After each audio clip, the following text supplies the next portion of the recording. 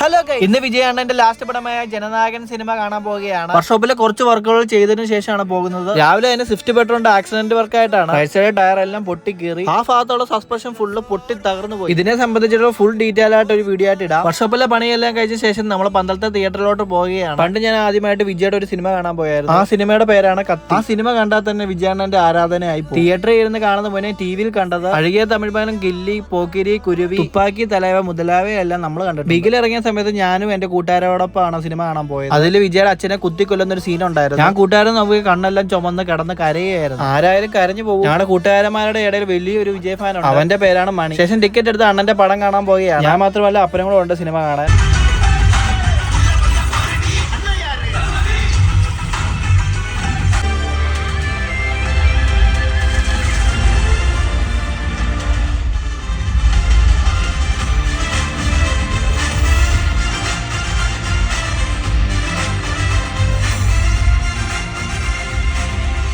അങ്ങനെ വിജയുടെ ലാസ്റ്റ് പടം കഴിഞ്ഞു. ഇനി ലിയോ 2 ഒക്കെ ആര് വന്ന് ഇറക്കും? എന്റെ കുട്ടിക്കാലത്ത് വിജയണ്ണന്റെ ഓരോ സിനിമകൾ കാണുമ്പോൾ വളരെ സന്തോഷമുണ്ട്. ത്രില്ലിംഗ് ആയാലും ഇമോഷണൽ ആയാലും ചിരിപ്പിക്കാനായാലും നല്ലൊരു ആക്ടർ ആയിരുന്നു. അതുപോലെ തന്നെ വിജയണ്ണന്റെ 2017 ഇറങ്ങിയ മെർസൽ സിനിമ അതൊരു ഉഗ്രം പടമായിരുന്നു. ഇപ്പൊ കണ്ട സിനിമ ജനനായകൻ എനിക്ക് വളരെ ഇഷ്ടപ്പെട്ടു. ഇനി വിജയ് പുതിയ സിനിമയില്ല, പഴയ പടങ്ങളെ ഓർമ്മകൾ ഉണ്ടല്ലോ, അത് മതി. അപ്പൊ നമ്മൾ അടുത്ത വീഡിയോ ആയിട്ട് വരാം. അപ്പൊ നമ്മുടെ ഒരു ചെറിയൊരു വീഡിയോ ഇഷ്ടപ്പെട്ട ഒരു ഫോളോ. അടുത്ത വീഡിയോ ആയിട്ട് കാണാം.